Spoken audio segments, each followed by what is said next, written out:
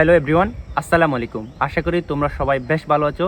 তোমরা অনেকেই আমাকে স্ট্যাটিস্টিক্স সাবজেক্ট সম্পর্কে জানতে চেয়েছো এবং অনেকেই অনুরোধ করেছো স্ট্যাটিস্টিক্স সাবজেক্ট রিভিউ নিয়ে একটা ভিডিও বানানোর জন্য, এবং আমি নিজেই উপলব্ধি করেছি স্ট্যাটিস্টিক্স সাবজেক্ট রিভিউ নিয়ে একটা ভিডিও বানানোর প্রয়োজন, এবং তোমাদের রিকোয়েস্ট থেকে স্ট্যাটিস্টিক্স সাবজেক্ট রিভিউ নিয়ে আলোচনা করতে যাচ্ছি। আমি মোহাম্মদ আসলাম চৌধুরী, বর্তমানে অধ্যয়নরত আছি শাহজালাল বিজ্ঞান ও প্রযুক্তি বিশ্ববিদ্যালয়ে। তোমাদের কিছু কমন প্রশ্নের উপর ভিত্তি করে আজকে আমি স্ট্যাটিস্টিক্স সাবজেক্ট রিভিউ নিয়ে কয়েকটি ধাপেই আলোচনা করব। ধাপগুলো যদি আমি উল্লেখ করি, প্রথমে আমি আলোচনা করব স্ট্যাটিস্টিক্স সাবজেক্ট নিয়ে বর্তমানে কিছু প্রচলিত ধারণা। 2 নম্বর আমি আলোচনা করব স্ট্যাটিস্টিক্স সাবজেক্ট নিয়ে কাদের পড়া উচিত। 3 নম্বর আমি আলোচনা করব স্ট্যাটিস্টিক্স এটি কোন গ্রুপের সাবজেক্ট। 4 নম্বরে আমি আলোচনা করব স্ট্যাটিস্টিক্স সাবজেক্টে কী কী পড়ানো হয়। 5 নম্বরে আমি আলোচনা করব স্ট্যাটিস্টিক্স সাবজেক্ট থেকে পড়ে উচ্চশিক্ষা কোথায় নেবে, এবং লাস্টে যেটি আমি আলোচনা করব সেটা হচ্ছে স্ট্যাটিস্টিক্স সাবজেক্টের জব সেক্টর কেমন, অর্থাৎ স্ট্যাটিস্টিক্স সাবজেক্ট থেকে পড়াশোনা শেষ করে কোন ধরনের চাকরি পাওয়া যায়। প্রথমে যদি আমি 1 নম্বর ডাফটি নিয়ে আলোচনা করি, বর্তমানে বাংলাদেশের বিশ্ববিদ্যালয়গুলোতে এবং স্টুডেন্টের মাঝে একটা ভুল ধারণা প্রচলিত আছে যে মেধাস্থান ভালো হলেই তাকে অমুক সাবজেক্ট নিয়ে পড়াশোনা করবে, এতে করে সবাই তাকে ভালো ছাত্র বলবে।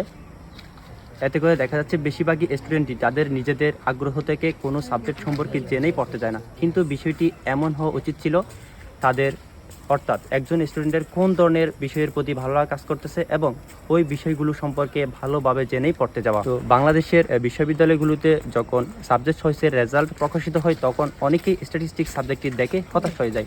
এই আবার কেমন সাবজেক্ট, এটার জব সেক্টর কেমন। সত্যি বলতে বাংলাদেশের 90% স্টুডেন্টই এই সাবজেক্ট সম্পর্কে পারফেক্ট ধারণা রাখে না। তারা জানে না এই সাবজেক্টটি কেমন, এই সাবজেক্টে পড়ে কী করা যায়, এই সাবজেক্টের জব সেক্টরটি কেমন। এখন আমি আলোচনা করব 2 নম্বর ধাপটি নিয়ে, অর্থাৎ স্ট্যাটিস্টিক্স সাবজেক্টটি কাদের পড়া উচিত। অবশ্যই কোনো সাবজেক্ট নিয়ে পড়ার আগে জানতে হবে ওই সাবজেক্টে কী কী পড়ানো হয় এবং ওই সাবজেক্টটি পড়ার জন্য কী কী বেসিক নলেজ থাকা জরুরি। স্ট্যাটিস্টিক্স সাবজেক্ট নিয়ে পড়ার জন্য যেটা সবচেয়ে বেশি প্রয়োজন সেটা হচ্ছে কোয়ান্টিটেটিভ অ্যানালাইসিসের উপর দক্ষতা। আর যারা ম্যাথ করতে ভালোবাসো এবং ডাটা নিয়ে কাজ করতে চাও এবং ডাটা সায়েন্সের মতো বিষয় নিয়ে পড়তে চাও যেটা সারা বিশ্বের জব সেক্টরকে রুল করছে, তাহলে স্ট্যাটিস্টিক্স সাবজেক্টটি তোমার জন্য। এখন আমি তোমাদের সবচেয়ে কমন প্রশ্ন অর্থাৎ 3 নম্বর অপশন নিয়ে আলোচনা করব, যেটি হচ্ছে তোমাদের সবচেয়ে কমন প্রশ্ন ছিল, অর্থাৎ স্ট্যাটিস্টিক্স সাবজেক্টটি কোন গ্রুপের সাবজেক্ট। স্ট্যাটিস্টিক্স আসলে এমন একটি সাবজেক্ট যেটি ছাড়া ব্যবসা, মেডিকেল সায়েন্স, কৃষিক্ষেত্র, economics, manufacturing industry, insurance company, psychology, astronomy, economics কোনো কাজই সুষ্ঠুভাবে সম্পন্ন করা সম্ভব হয় না। তাই অনেকেই ভাবে এটি আর্টস কিংবা কমার্সের সাবজেক্ট। এটি আসলে সায়েন্সের একটি পিওর এবং অ্যাপ্লিকেশন বেসড সাবজেক্ট। প্রাচীনকালে মানুষেরা এটিকে বলতো কিং অফ সায়েন্স, অর্থাৎ রাজাদের বিজ্ঞান, কারণ তখনকার মিশর, গ্রিক ও রোমানরা এই সাবজেক্টকে ব্যবহার করে তাদের সব কাজ বিশ্লেষণ করে সঠিক সিদ্ধান্ত নিয়ে তাদের রাজ্য পরিচালনা করত। তো বুঝতেই পারছো কতটা সমৃদ্ধশালী বিজ্ঞানের এই শাখাটি। তাই এটি অবশ্যই সায়েন্সের একটি সাবজেক্ট, আর এছাড়াও এটি একটি অ্যাপ্লাইড ম্যাথমেটিক্সের একটি শাখা। তাই বুঝতেই পারছো নিঃসন্দেহে এটি একটি সায়েন্সেরই সাবজেক্ট। এছাড়াও এটি অ্যাপ্লাইড ম্যাথমেটিক্সের একটি শাখা। তাই বুঝতেই পারছো নিঃসন্দেহে এটি একটি সায়েন্সেরই সাবজেক্ট। আশা করি তোমরা এটি নিয়ে আর কনফিউশনে পড়বে না। এখন আমি স্ট্যাটিস্টিক্স সাবজেক্ট নিয়ে পড়াশোনা করলে বিএসসি লেভেলে কী কী পড়ানো হয় তা নিয়ে আলোচনা করব। স্ট্যাটিস্টিক্স নিয়ে পড়লে বিএসসি লেভেলে যে বিষয়গুলো নিয়ে পড়ানো হয় তা যদি আমি বলি, basic statistics, probability regression analysis, theory of statistics including mathematical statistics, sampling techniques, statistical computing, প্রোগ্রামিংয়ের মধ্যে রয়েছে পাইথন, ডাটা ম্যানেজমেন্ট, SPSS, আর SAS, Stata, C++, etc. Demography, population science, statistical inference, statistic process, generalised linear model, research methodology, applied data analyst, multivariate data analysis, biostatistics and epidemiology, field work, data science এর মধ্যে রয়েছে data mining and machine learning, factorial statistics, environmental statistics, etc. এবং পাশাপাশি অনেকগুলো বিষয় পড়ানো হয়ে থাকে। এছাড়াও এগুলোর সাথে নন মেজর হিসেবে পড়ানো হয়ে থাকে ইংলিশ, ম্যাথমেটিক্স, ইকোনমিক্স, কম্পিউটার সায়েন্সের মতো বিষয়গুলো। সব মিলিয়ে মোট 140 ক্রেডিটের 4 বছরের কোর্স সিলেবাস পড়ানো হয়। এখন আমি 5 নাম্বার ধাপটি অর্থাৎ স্ট্যাটিস্টিক্স সাবজেক্ট নিয়ে বিএসসি করার পর উচ্চশিক্ষা কোথায় কোথা থেকে নেওয়া যায় তা নিয়ে আলোচনা করব। স্ট্যাটিস্টিক্স সাবজেক্ট নিয়ে পড়াশোনা করে ইউএসএ, ইউকে, কানাডা, অস্ট্রেলিয়া প্রভৃতি দেশের বিশ্ববিদ্যালয়গুলোতে স্নাতকোত্তর ও অনূর্ধ্ব উচ্চশিক্ষার রেজাল্টের উপর ভিত্তি করে বড় বড় স্কলারশিপ পাওয়া যায়। এছাড়াও স্ট্যাটিস্টিক্স সাবজেক্ট থেকে পড়াশোনা করে ওইসব বিশ্ববিদ্যালয়গুলোতে উচ্চশিক্ষা নেওয়া বিশ্বস্বীকৃত। এখন আমি 5 নাম্বার ধাপটি নিয়ে আলোচনা করব, অর্থাৎ স্ট্যাটিস্টিক্স সাবজেক্ট নিয়ে বিএসসি করার পর তুমি কোন কোন সাবজেক্টে উচ্চশিক্ষা নিতে পারবে। যেসব সাবজেক্টগুলো নিয়ে তুমি পড়তে পারবে সেগুলো হচ্ছে MSc in data science including data mining and machine learning, 2 number MSc in biostatistics, 3 number medical statistics, 4 number MSc in epidemiology and public health, 5 number MSc in environmental statistics, 6 number MSc in actuarial statistics, 7 number MSc in quantitative, আর 8 number economics, 9 number econometrics, 10 number MSc in library and information science, 10 number MBA, 11 number PG diploma in statistics, MSc in computer science. আরও অনেক বিষয়ে তুমি চাইলে উচ্চশিক্ষা নিতে পারবে। এখন আমি আলোচনা করতে চাচ্ছি সবচেয়ে গুরুত্বপূর্ণ ধাপটি নিয়ে, এবং যে ধাপটির জন্য তোমরা এতক্ষণ অপেক্ষা করেছো, অর্থাৎ স্ট্যাটিস্টিক্স সাবজেক্টের জব সেক্টর কেমন এবং স্ট্যাটিস্টিক্স সাবজেক্ট থেকে পড়াশোনা করে কোন ধরনের জব করা যায়।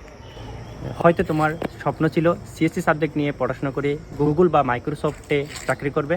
যদি তুমি স্ট্যাটিস্টিক্স সাবজেক্ট নিয়ে পড়াশোনা করো তাহলে কি তোমার স্বপ্নই থেকে যাবে? একদমই না। গুগলে স্ট্যাটিস্টিশিয়ান এবং কোয়ান্টিটেটিভ ডাটা অ্যানালিস্টে শুধুমাত্র স্ট্যাটিস্টিক্স এবং সিএসসি ব্যাকগ্রাউন্ডের স্টুডেন্টরাই অ্যাপ্লাই করতে পারে। এছাড়াও মাইক্রোসফট কোম্পানিতে market intelligence, data analyst manager, data scientist, technical data analyst এই সেক্টরগুলোতে শুধুমাত্র স্ট্যাটিস্টিক্স এবং সিএসসি ব্যাকগ্রাউন্ডের স্টুডেন্টরাই অ্যাপ্লাই করতে পারে। তো তোমরা চাইলে ওখানেও জব করতে পারো। জব সেক্টরের দিক থেকে অন্যান্য ডিপার্টমেন্ট থেকে স্ট্যাটিস্টিক্সের জব সেক্টর অনেক বেশি এবং তা দিন দিন বৃদ্ধি পাচ্ছে। এবং জব সেক্টরগুলোর মধ্যে রয়েছে বিসিএস ক্যাডারে তাদের 3টি পদ রয়েছে। একটি বিসিএস সাধারণ, আর দ্বিতীয়টা হচ্ছে বিসিএস প্রফেশনাল ক্যাডারে শিক্ষকতা করার সুযোগ থাকছে। তারপর আছে প্রতিটি থানায় একজন পরিসংখ্যানবিদের পদ আছে। তো বিভিন্ন গবেষণা প্রতিষ্ঠান, ব্যাংক, আর্থিক প্রতিষ্ঠানে স্ট্যাটিস্টিক্সের গ্রাজুয়েটদের রয়েছে প্রচুর চাহিদা। এছাড়াও প্রাইভেট সেক্টরে ব্যাংক ইন্স্যুরেন্স, বিশেষ করে গবেষণা ও পরিকল্পনা প্রতিষ্ঠানগুলোতে স্ট্যাটিস্টিক্স ছাড়া একেবারেই অচল। বাংলাদেশ ব্যাংকে এডি জেনারেল এর পাশাপাশি এডি স্ট্যাটিস্টিক্স এবং এডি রিসার্চ নামে আলাদা 2টি ফিল্ড রয়েছে, যাতে শুধুমাত্র স্ট্যাটিস্টিক্স এবং ইকোনমিক্সের গ্রাজুয়েটরাই অ্যাপ্লাই করতে পারে। এছাড়াও ডাব্লিউএসও, আইসিডিডিআর, বিএনআইপিওআরটি, এসইসি, নেইলসন সহ অনেক বড় বড় রিসার্চ প্রতিষ্ঠানে স্ট্যাটিস্টিক্সের স্টুডেন্টের খুবই ডিমান্ড। দেশে প্রায় সব বিশ্ববিদ্যালয়ে এবং কলেজে এই বিষয়ে স্নাতক ও স্নাতকোত্তর ডিগ্রি দেওয়া হয়। দেশের বাইরে প্রথম স্তরের বিষয়গুলোর মধ্যে এটি অন্যতম। ঢাকা বিশ্ববিদ্যালয়ের অ্যাপ্লাইড স্ট্যাটিস্টিক্স নামে আরও একটি বিষয় পড়ানো হয়। প্রাইভেট বিশ্ববিদ্যালয়গুলোর ভিতর শুধুমাত্র ইডাব্লিউইউ তে অ্যাপ্লাইড স্ট্যাটিস্টিক্স পড়ানো হয়। আর মেইন কথা তো এখনও বাকি রয়ে গেছে। বাংলাদেশ ব্যুরো অফ স্ট্যাটিস্টিক্সের নিয়ন্ত্রণকর্তা কিন্তু স্ট্যাটিস্টিক্সের স্টুডেন্টরাই। তবে আন্তর্জাতিক প্রতিষ্ঠান যেমন এমএফ, ডাব্লিউবিবি, এডিবি এবং মাল্টিন্যাশনাল কোম্পানিগুলোতে চাকরির জন্য উচ্চশিক্ষা যেমন এমএস ও পিএইচডি ডিগ্রি প্রভৃতি থাকলে ভালো হয়।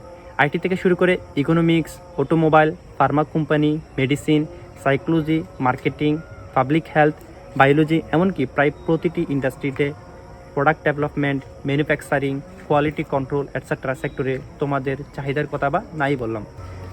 স্ট্যাটিস্টিক্স আসলে এমন একটি বিষয় যেটি ছাড়া সব ধরনের ব্যবসা, শিল্প ও গবেষণা প্রতিষ্ঠান অচল।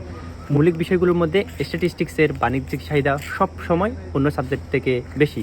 তাই এই সাবজেক্ট নিয়ে কেরিয়ার গঠনে রয়েছে প্রবল সম্ভাবনা। তো তোমাদের স্ট্যাটিস্টিক্স সাবজেক্ট নিয়ে যদি আর কিছু জানার থাকে তাইলে অবশ্যই কমেন্ট বক্সে জানাবে, এবং সামনে কোন ধরনের ভিডিও চাচ্ছ তাও জানাবে, এবং বিশেষ করে আজকের এই ভিডিওটা তোমার কেমন লাগছে তা জানাতে ভুলবে না। আর পরিশেষে ছোট্ট একটা রিকোয়েস্ট, তোমরা যদি আমার এই চ্যানেলে নতুন হয়ে থাকো তাইলে এরকম ভিডিওগুলো পেতে আমার চ্যানেলটি সাবস্ক্রাইব করে রাখতে পারো। পরিশেষে তোমাদের সবার জন্য রইল অনেক অনেক শুভকামনা।